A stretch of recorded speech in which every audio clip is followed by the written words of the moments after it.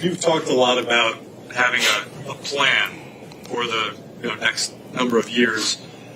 When you went into this offseason, do you all feel differently about your expectations for the year now at the end of the offseason than you thought you would going into it?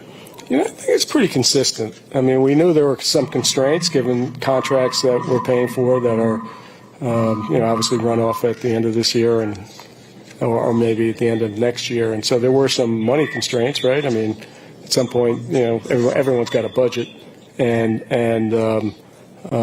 but generally, I'm really pleased at what we've created, the depth on this team. We've talked about the defense is going to be so much better. And so you can imagine there'll be a lot of games that we're going to be in it. Our bullpen's deeper. And I think, to play over 162 games, you need that. And so I think it's a marathon. It's not a sprint. And so I think we built a club that's going to be there in September. Bruce? Steve, you used the term reset a lot during the offseason. Well, you used it. I didn't. I'm asking you if that's a fair word or how you would view the upcoming season. I don't view it as a reset. I view it as, resetting. I would call it we're transitioning, okay, and yet still being highly competitive. And I think that's a hard thing to do. And based on what I see on the roster, I think we've accomplished that. Tony? I think this is your fourth opening day as owner. How, if at all, has your perspective on this day changed over the years? As you get a veteran, obviously the first one is a lot different than the fourth one. But there's still like chills. You walk around the park and the fans are excited, and you can just see, it's hopeful. We're undefeated. We haven't lost a game yet. It's fantastic. So, listen, it's a rite of spring, and baseball. Our fans love baseball. I love baseball, and so I get excited because I get to watch baseball again. Anthony, Steve, you proceeded in here by David and Carlos. Do you see those guys now as 10 years from now you could still have the same management team? And how different is that from the last 4 years where you've had a lot of front office and? Listen, that would be every team is looking for stability. I mean, that's my goal. I think we have people in place throughout the organization that's going to create that. In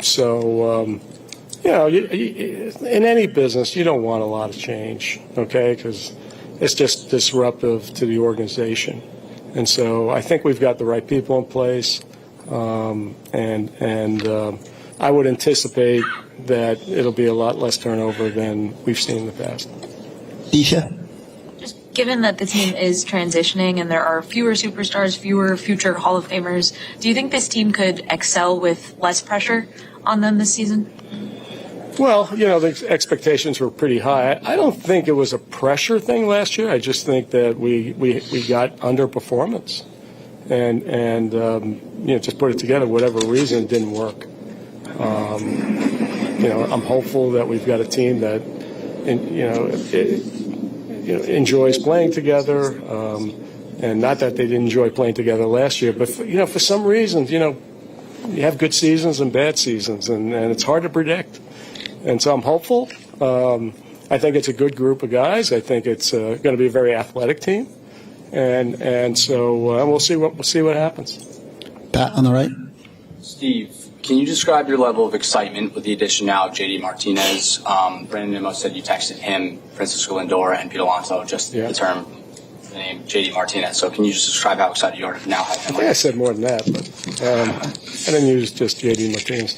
But yeah, listen, I mean, I knew they'd be excited by it. I wanted them to know before it actually broke, and they were, and certainly Pete is. And so, listen, that's good, right? I mean, we obviously lengthened the lineup, and with somebody who's a professional, someone who's performed on all levels, and just from a locker room presence and from a teaching presence, we're going to get added benefit. Hannah? You've always had a pretty direct line of communication with the fans, and you mentioned walking around, seeing them on opening day. What do fans say to you now? this year? They're still pretty supportive. I mean, I'm waiting for that to run out, but I mean, we got to win at some point. But and listen, I think the goal is to make the playoffs and be there year in and year out. And I think we're going to, over time, accomplish that. I think what we're building here is something that's sustainable. I talked about our farm system being a lot better, and you need a combination of veterans and young players to make the roster work. You can't just do it all in free agency. The numbers don't work. And so I'm encouraged by what we're developing. I'm encouraged by how we're making our players better in the farm system and up here too. And so, there's a lot of stuff going on organizational-wise that is, I think, the type of stuff that creates an elite team. Do you think fans get that? Do they see the plan? Well, they'll get it when they get it. I mean, they're pretty. I wouldn't sell short our fans. They're pretty sophisticated, and generally, I think people understand what we're doing and are supportive of it.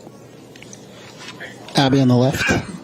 When you were at spring training this year, what did you like about some of the prospects that are coming through the pipeline, and just what in terms of development have you guys instituted since you have been around that you are excited about? Well, I mean, the depth in our young pitching. I mean, we've got 8 to 10 prospects down in the minor leagues that hopefully will develop into major leaguers. And I look at it as a numbers game. I mean, if you just have enough of them, some are going to work out. Can't tell you who. And on top of that, these pitchers are learning new pitches, learning new pitching shapes. Their biomechanics are improving, right? From the work that's being done in our lab, and so these are all like small. They're improvements that you can't measure today, but over time, I suspect we'll see an improvement in performance. Manny in the center. What do you like from what you've seen from Carlos Mendoza during spring training, and just generally how he's managing the team? He's a great guy. He has an incredible way to relate to everybody. I think that matters.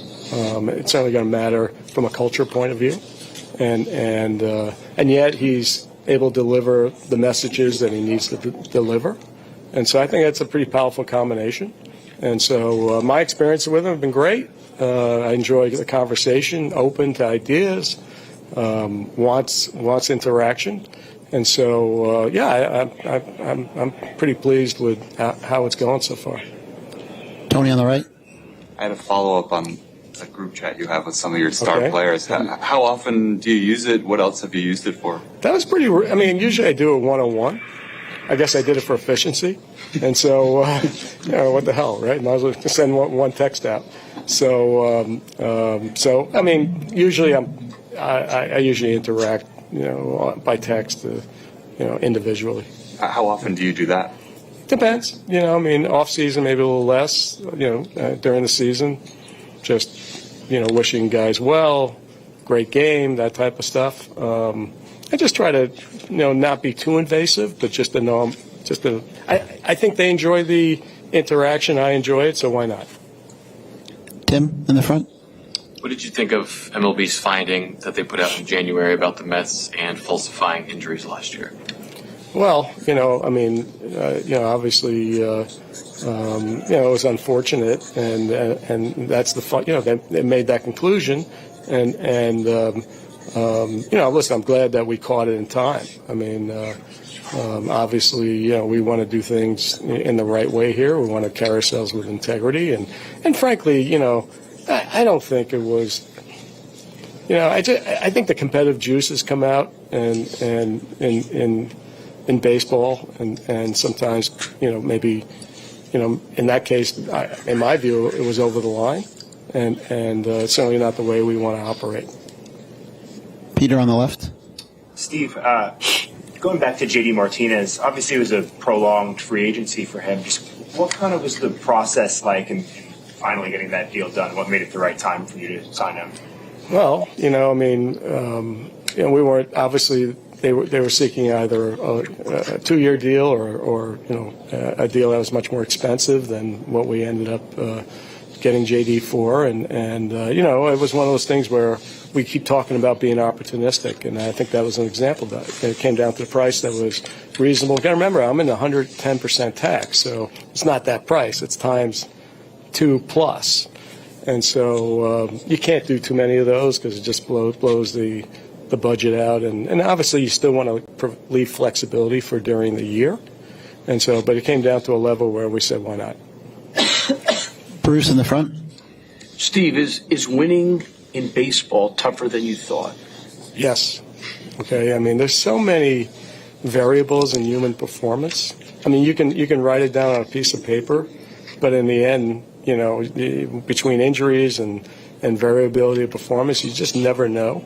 And you never know how is the club going to gel and all that type of stuff. So that's why I keep coming back to sustainability, you know, developing our farm system where we have lots of options, lots of possibilities, and incorporate that with, you know, being selective in the free agent market to build, I think, should be a quality team. And all you can do is put the best team you can. But I always say I can't hit and I can't pitch. Disha?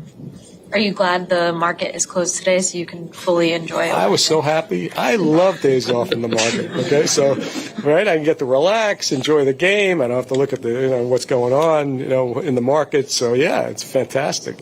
Just I get to chill out, get to focus on baseball. Hannah? You said you want to leave yourself flexibility to improve during the season. Do you feel like you still have payroll flexibility to improve during the season? We'll make that decision when we get there. We know everything is 110 cents on the dollar, so obviously that's a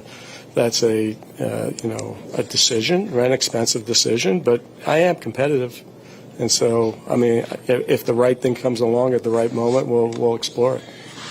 Manny in the middle. Is the goal to eventually get out of that tax bracket, like to reset the luxury tax? I mean, the only way you're getting out of it is if you have a good farm system, right? So that you actually put players that are, reasonably cost controlled, and if you should have a blend of that. And I think most teams do. Our farm system was probably not one of the best farm systems a few years ago, and that was tougher to do. And so, in the end, we want to put the best ball players on the field. And if it turns out that it's, coming out of our farm system, even better. Tim? Just to, I guess, drill down on that, the first threshold of the luxury tax in a Mets context is not that high. Right. Can you imagine ever getting all the way under and completely resetting? I don't know the answer to that. I mean, it seems far away. It just seems like, that could be hard to do. I mean, I think the only way you really could do it would be if the farm system really produced players in volume, so that's possible. We don't have to do that. I'm perfectly, I'm happy to finance this in a way that, that isn't a goal of mine. Would it be, would it be, if it were to happen, that'd be fantastic. But, I mean, the reality is you got to expect something in the middle someplace, right? I mean, I don't, spending $375 million we did last year seemed a little bit over the top, and then on top of it, the problem with free agency is you're dealing with the aging curve, and so you just don't know when your players are, if you have enough free agents, eventually you're going to look like the free agent curve, and sometimes that doesn't work out very well.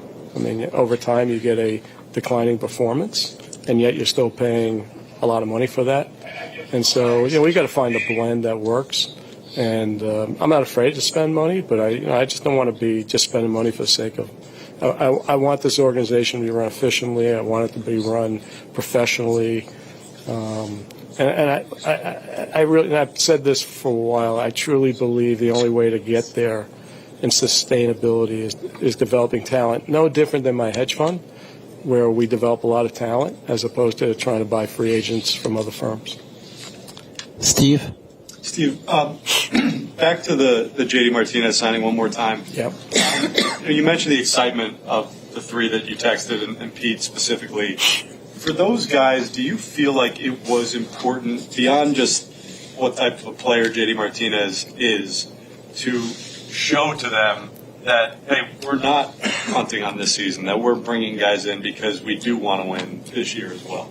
Yeah, I don't think that was the driver. I mean, I would say that was a benefit of getting JD, that obviously the players were excited by playing with him.